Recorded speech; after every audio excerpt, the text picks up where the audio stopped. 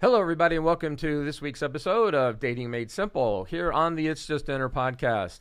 I'm your host, Tom Robinson, and sitting across from me, you know him, you love him, Bob Walls. Tom. It's so great to be here again. Welcome. Oh, it's so good to be here. Isn't it a nice day, rainy day it's here a in beautiful, Utah? beautiful day, and this studio is just amazing. And the backdrop on you Oh, now. yes, the new backdrop. You know, all these people listening in, they can't see. This They can go to backdrop YouTube that we've and got. see us. I look so good with that, Macy, You don't do. I? You look really, Doesn't it really frame good, me better Bob. than just that white wall did? It's really giving. You have Yeah, now well. just introduced Macy. Well, that's what I was trying to do Welcome. here. I was bringing Welcome Macy back, into the Macy. conversation. You know, what if instead of Bob sitting across from you, what if he was sitting next to you?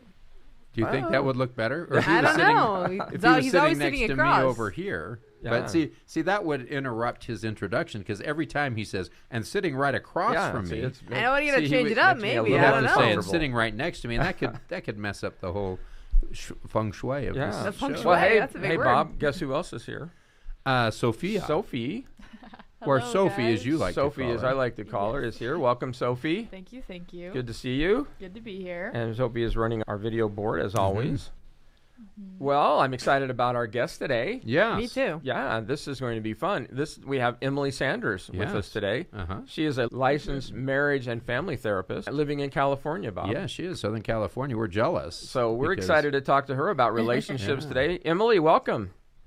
Thank you. It's so nice to be here, and you should be jealous. Ah.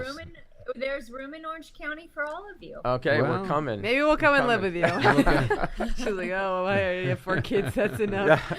Well, Emilly, thank you for taking your time to visit with us. We're really excited to listen to your advice today.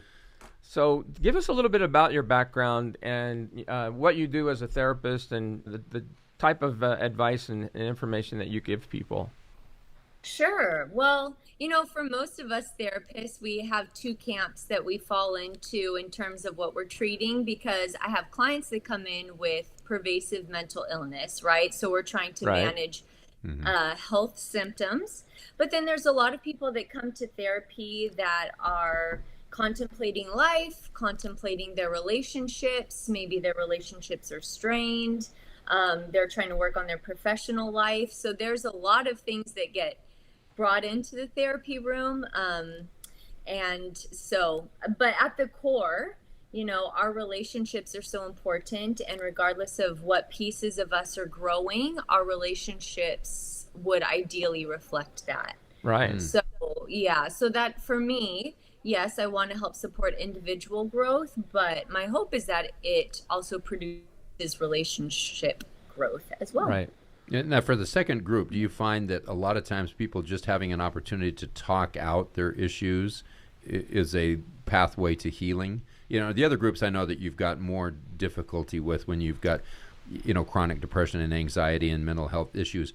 But do a lot of people who are going through problems is just the fact of sitting down with a licensed professional, does that benefit them in moving past their discomfort in relationships? It's certainly helpful if somebody's ready to create some change. I will say, therapy is more than talking, right? Right. So you can go talk to your hairstylist for free. Yeah, it's just, well, I guess technically that's not free, that's a bonus.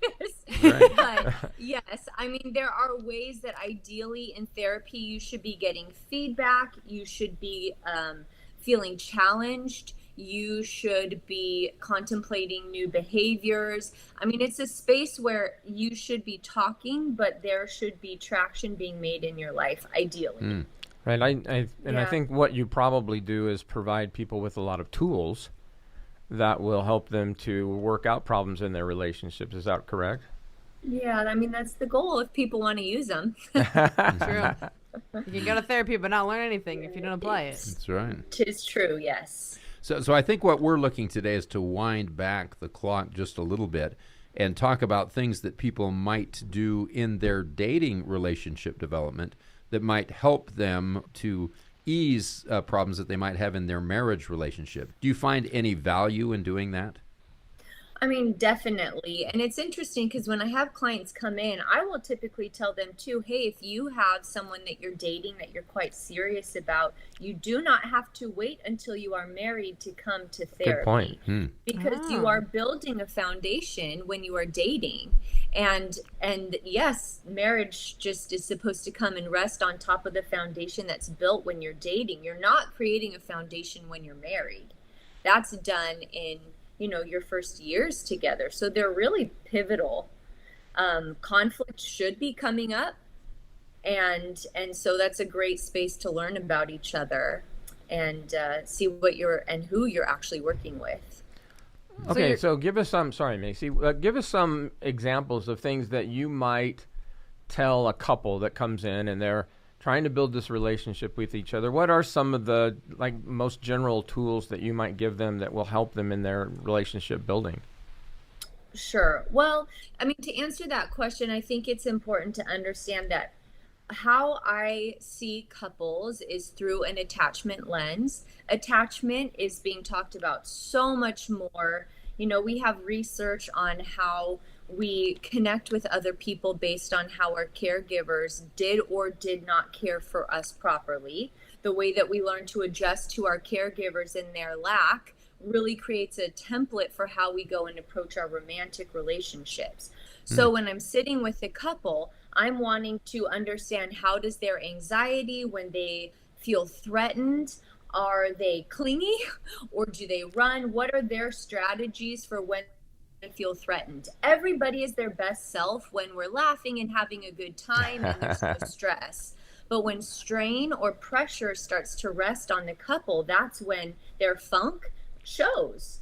And so when I'm sitting with couples, I care very much about their arguments and how conflict is handled. Because again, we can all be our best self. We can all talk a good game about how we think we're going to handle conflict. But when push comes to shove, what is actually exposed in a couple? So for me, it is really important to talk about tension points. And then also paying attention to, what did conflict look like in their family of origin? How did you get your needs met? All of these kinds of questions are going to tell me what they're bringing into the relationship, because every couple, they have their baggage, right? Right. A man may bring in his baggage, a woman may bring in her baggage if we're talking about a heterosexual couple, and then they come together and they co-create baggage. Right? So I've done that. I've done that, Emily. we're trying to figure out, oh heavens, what belongs with who? So that kind of information helps us know what sort of tools are needed for the couple. Right. So it's actually a benefit in a dating relationship to face conflict, because Yes. because that's the only way you can see how you can resolve it. Yes. When I have a couple that sits down and they're like, we never fight, I will say, well, I'm very concerned. Then someone or both of you are not speaking up because You're holding it in. Yes. So that's problematic. Do you think that it's also could be that someone just hasn't dated them long enough to have conflict? At what point is it normal for a couple to just have for them to start having arguments? To bring up their baggage. Yeah. Sure. I mean, if someone says, hey, I've been dating my boyfriend for a year and we've never fought, they should have hit some speed bumps already. Now, keep in mind too, conflict, it's on a spectrum, right? So like name calling and cursing out a partner and threatening them, that doesn't fall under healthy conflict. Yeah, right? no, that's bad. Right. But to feel frustrated because you're not understanding me, or we are trying to figure out whose needs do we prioritize in this moment. How do we handle, tensions that flare up in our partners' families? Those kinds of things are normal. And so, yeah. So, I mean, it's kind of hard to put a time frame and say, well, by month 4, you should have fought. Most people are still honeymooning at that point. Yeah. Now, by honeymooning, you're meaning that they're just ignoring any downside. They're just, the relationship is too new. Right. Sure. Well, we're all auditioning, right? When we are just going on our first few dates, we're auditioning for the role of partner. So our filters are still very much up. And our willpower to hold ourselves together is still so strong.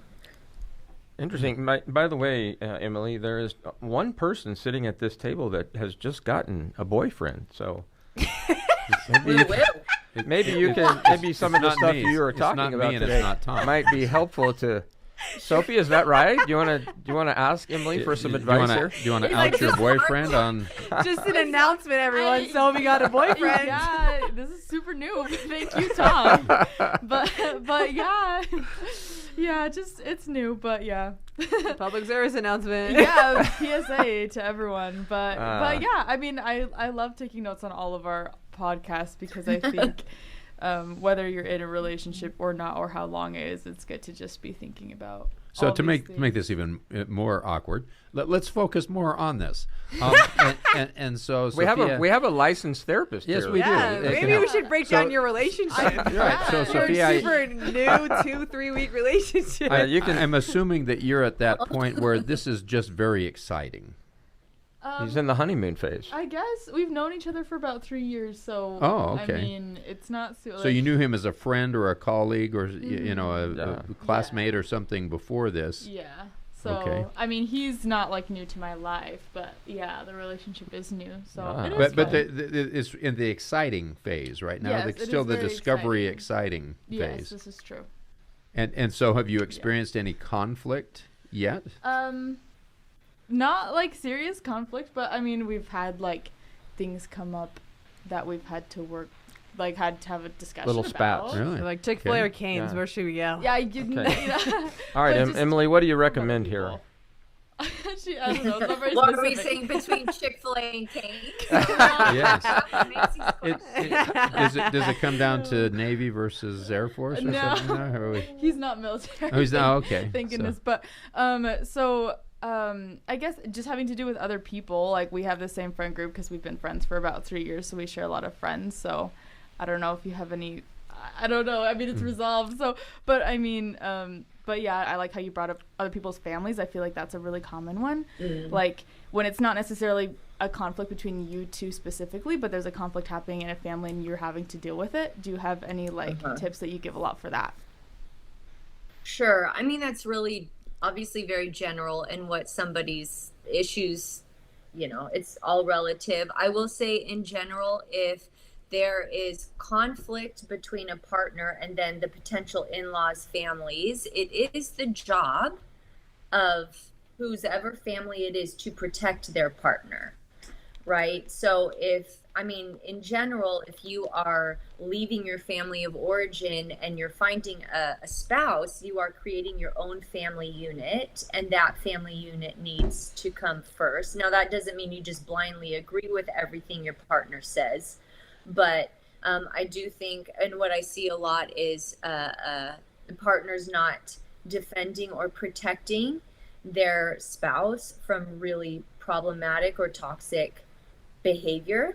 Mistreatment that's coming from their family. So that's really heartbreaking. And I think it's also crucial for couples to remember that they are on the same team. Right. And when things get spicy or tensions get high, we turn on our safe person. And so it's just incredibly important to remember that your partner is your partner and you're on the same team. Here's a question that kind of goes along with this. So Sophie obviously just started dating somebody, if you guys didn't know already, and it's very new. So would you recommend, not just specifically for Sophie, but I guess for in general, for when you get into a relationship, to take it slow? And if so, like, what does that look like? Well, that depends on who we're talking to, because some people need the message that they have to slow down. They get attached very quickly. But there are some people that really struggle to get attached. They're very anxious at the thought of being vulnerable or intimate. And so my work with some people when they're dating is to help hurry them along and help them take risks and get comfortable committing. And then there are other individuals where we are working on slowing it. Whoa, big fella. Yeah. So in general, rushing is not great because when you move quickly in a relationship, the chances of you missing concerning behavior or red flags is really high. So it is important to go slow enough to where you have a chance to digest this new person that you are getting used to. So what I see a lot for couples or people who are dating is, apps are a big thing now, but people will spend forever just DMing or messaging back and forth. They don't have an actual conversation. They're not FaceTiming. And so, but they are being attached 24/7 to this person. To a text, yeah. They don't even know.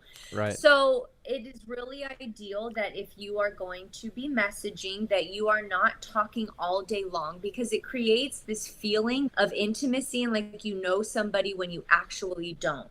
We have to take it from being virtual and make it, real life. But then also when you're dating someone new, you should not be connected all day. You need a little bit of space.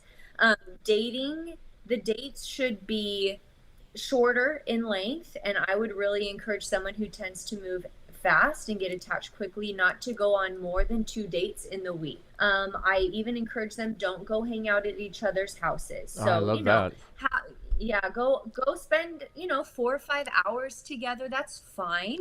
But you'd be surprised at how often I hear someone says, oh, I just met, John, he's so nice. We went out to dinner and then we went home with him and we just watched movies all night long. And then, we ended up waking up together and we had breakfast and, so then we went for a hike and oops, I ended up staying another night. It's like, you don't know this person. What are you doing? It happens though a lot. And so that's, please just spread out the hangouts.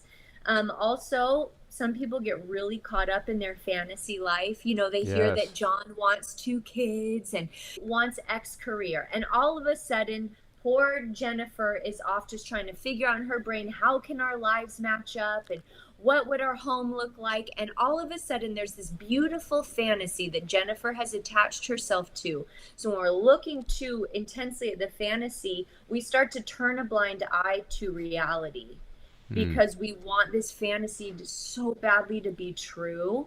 And so, we can start to align ourselves with our fantasy and not what is actually happening in front of us. Big one too is to slow down on being intimate. Healthy sexual life is wonderful and lovely, but when you hop into too much intimacy too soon, you are outpacing the other pockets that need to grow. So you need to figure out, do you like each other? Do you have a friendship? Do your values align? If you're getting too hot and heavy too soon, that piece of the relationship outpaces the others, and it can be hard to recalibrate.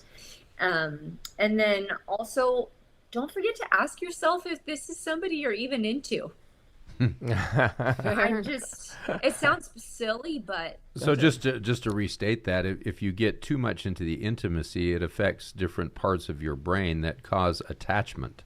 So now you feel commitment from this person when you really haven't had a chance to see if there's compatibility. You're not really into this person. Sure. But but I would also add to that too is that some people actually avoid intimacy with sex.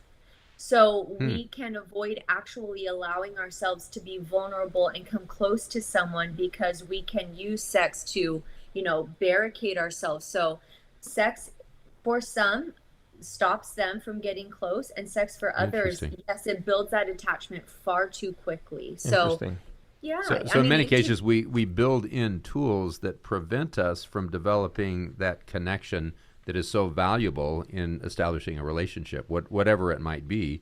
We intentionally kind of derail ourselves. Often unconsciously, but yes. I love what you've said about, if you're going too fast, this is what you need to do, slow down. But what about those people that are like taking it really slow and you're like, okay, we need to speed this up? What would you say for them? Well, I think for them, it's really important to explore what they're afraid of. And a lot of people at face value will say, well, I'm not scared. I don't get it. I'm going on lots of dates. And it's like, yeah, but you are a master at first dates. And we can't. We know a lot of those. 5. Yeah. Right. So it is exploring what could potentially be holding them back, where there's some fear or anxiety. A lot of people they think that they're scared of love, but they're really scared of pain. They're scared of old pain, right? There is something that's very exposing about being vulnerable, about falling in love. And if we have seen our families just relationships crash and burn horribly, or we've been through big heartache, it can be scared to open our hearts up to feel that again. There is no true love and intimacy without risk. And a lot of people feel like they can't survive another blow. Some people don't trust themselves to make a good decision. Some people have cheated before and they're scared they're going to cheat again.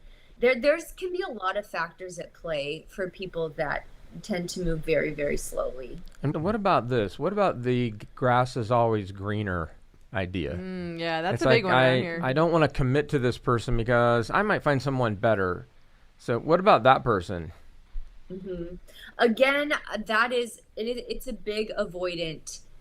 At some point, we just have to get the message that yes, there's lots to be said about love and romance, but when it comes to picking a partner, we do have to, in some ways, make a very grounded and wise calculation, right? So I suppose maybe there's somebody hotter.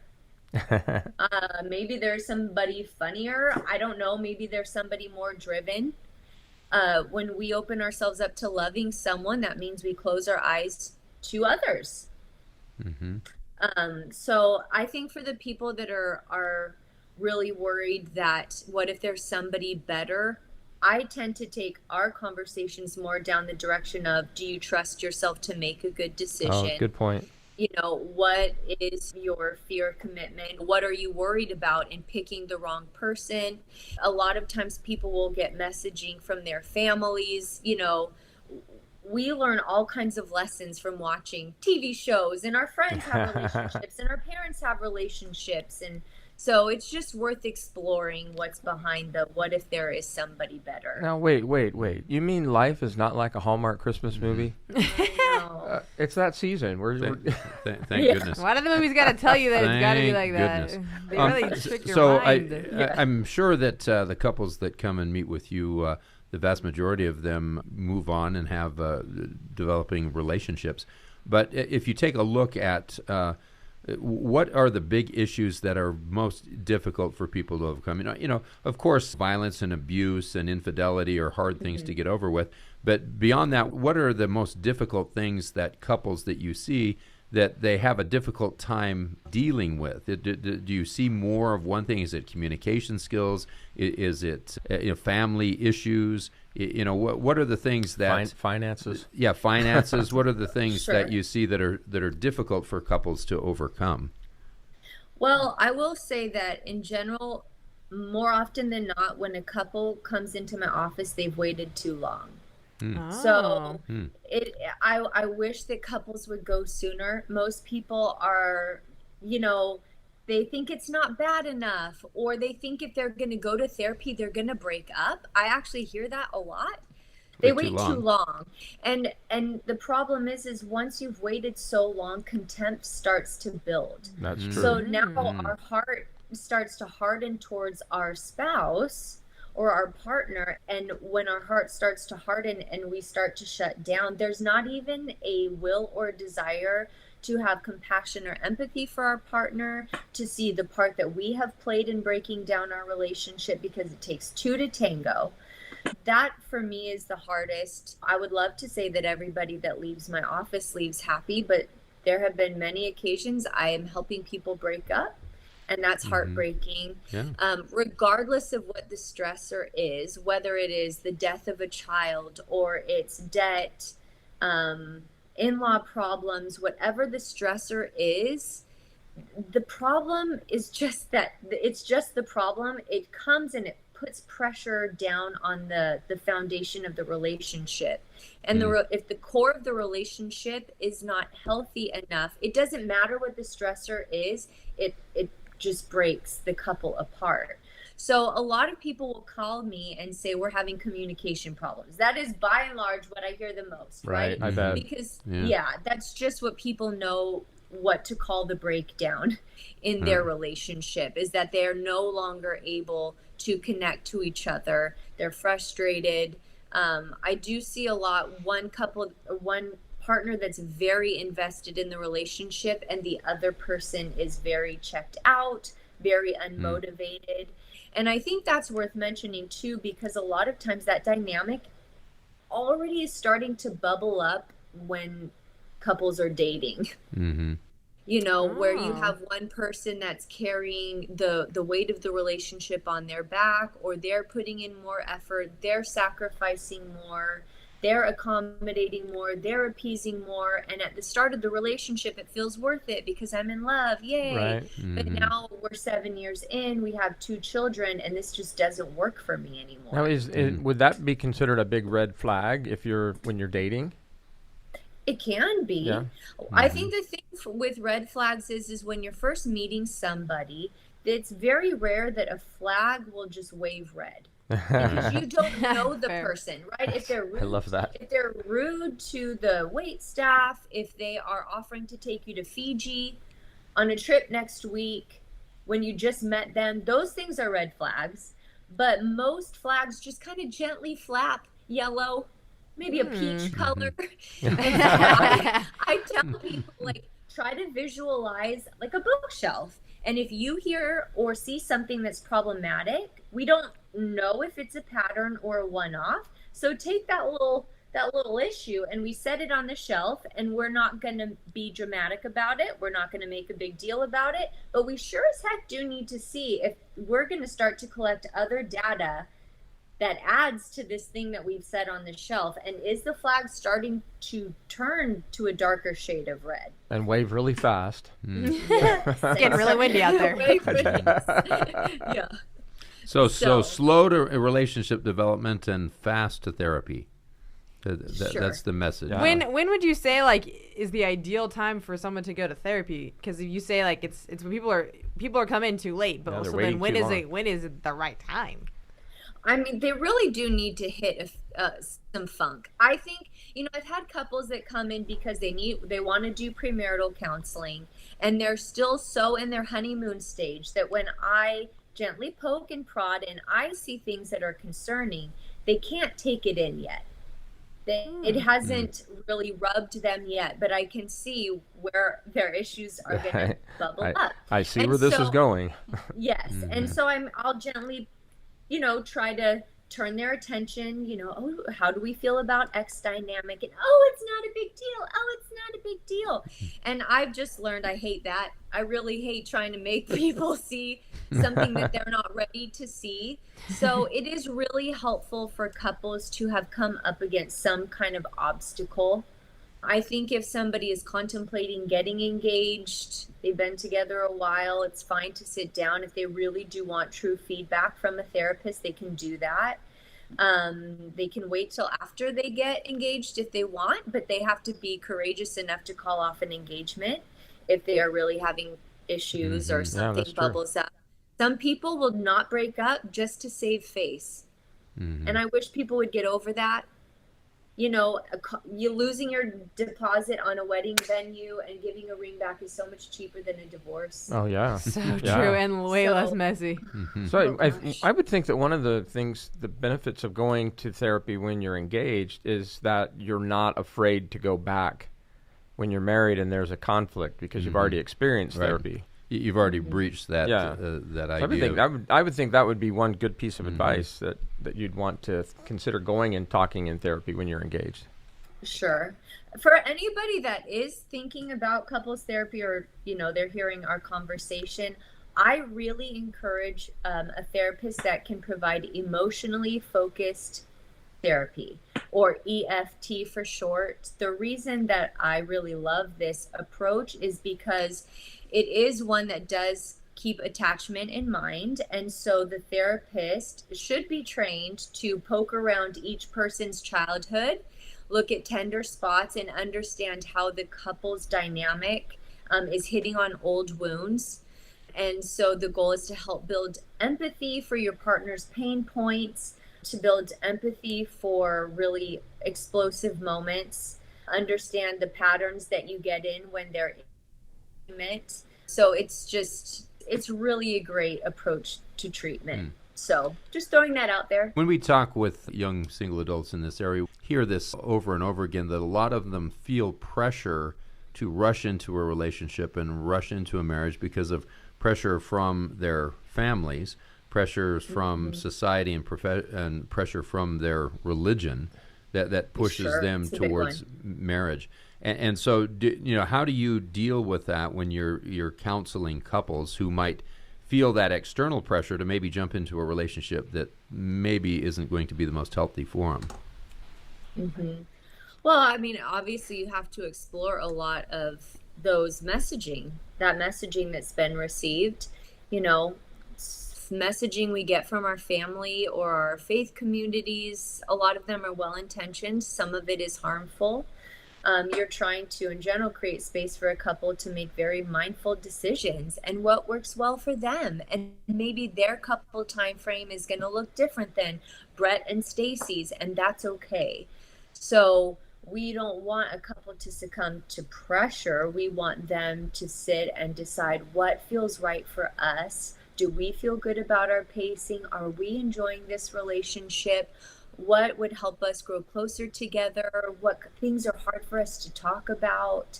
You want space to explore that with people. But a lot of people that feel pressure will either avoid relationships altogether because they think, oh heavens, there's so much pressure here. I'm not touching this. I'm out. And then you have other, high achievers who will say, oh, this is the expectation. Watch me trump it. And so they'll go bum rush just to match or meet a goal that was set for them that they don't even want. So, ew on both ends. So well said. Well said. Because we do hear a lot of that in our particular community. A lot of that, yes. Yeah. All right. So what about, we have a lot of people that are listening to our podcast that have a fear of just going out and going on a date. That the fear of like experiencing a relationship. How can we help them? What can we tell them today? Yeah. What I typically tell people who are really anxious about getting into a relationship or even just the concept of dating, because I get it, it's very overwhelming. I tend to tell people, please just stick to coffee.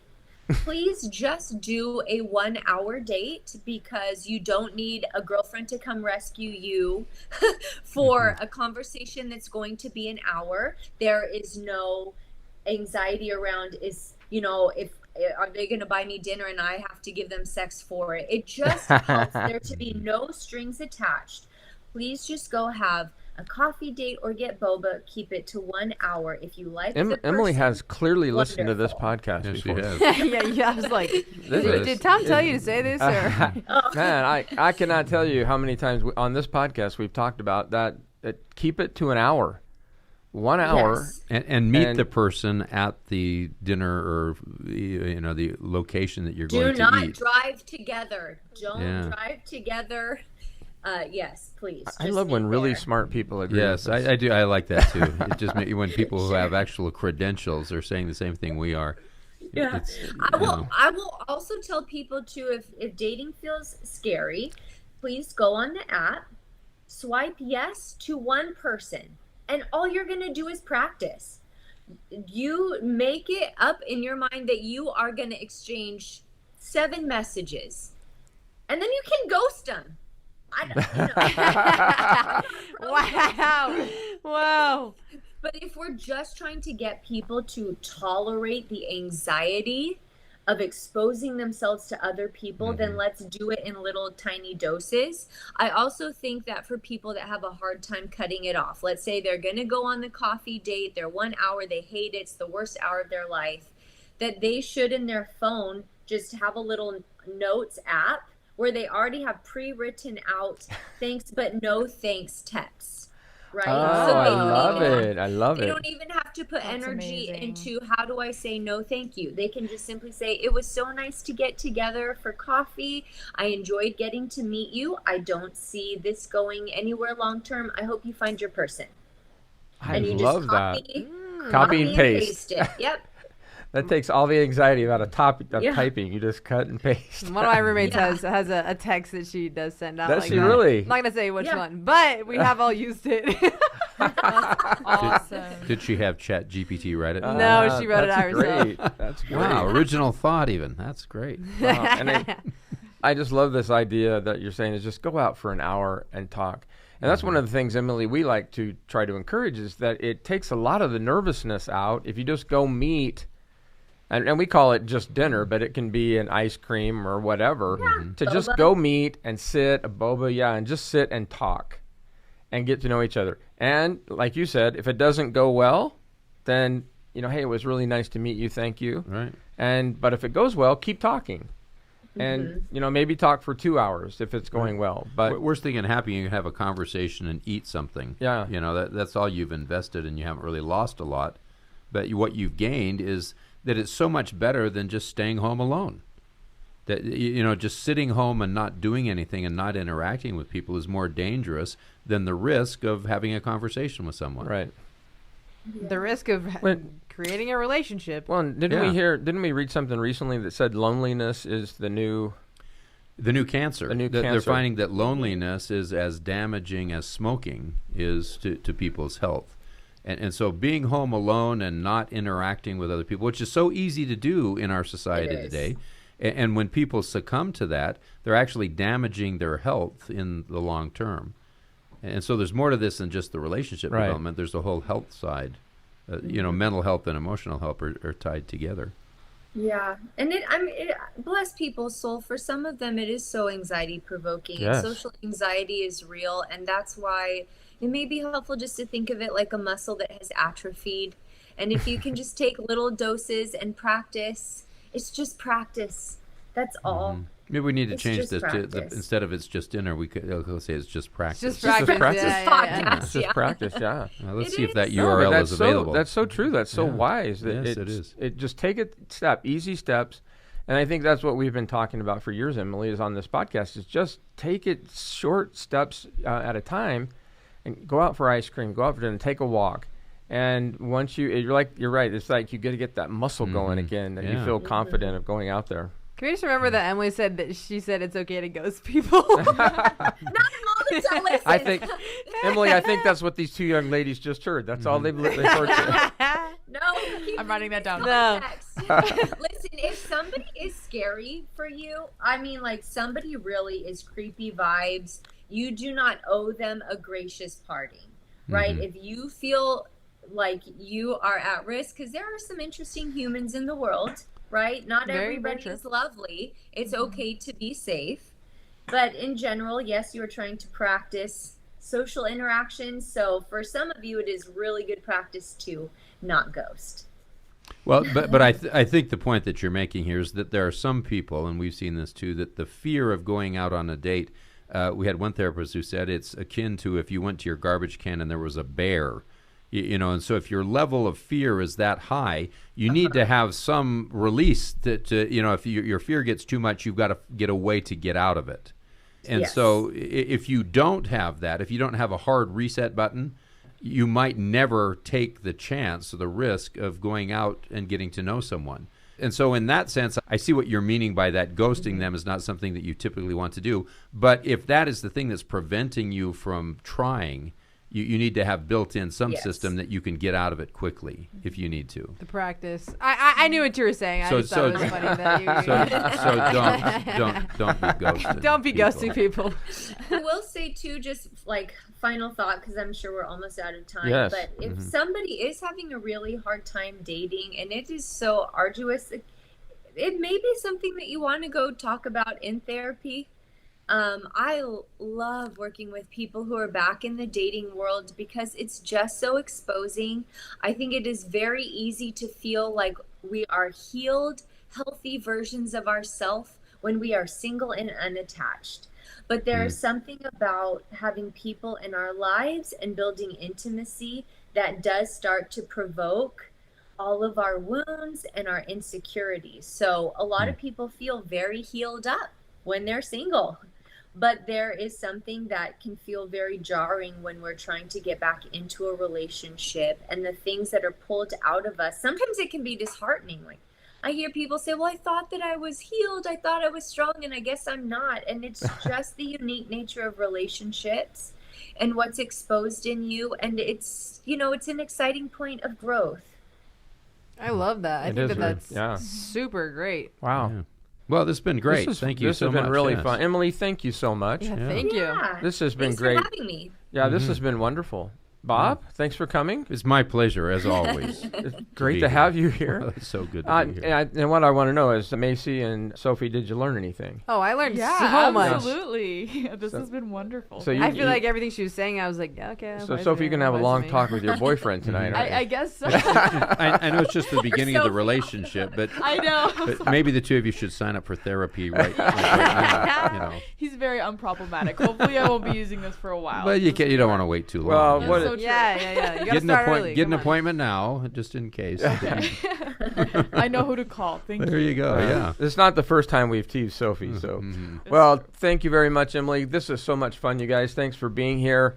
Hey, and listen, you guys, we're on Instagram. You can follow us.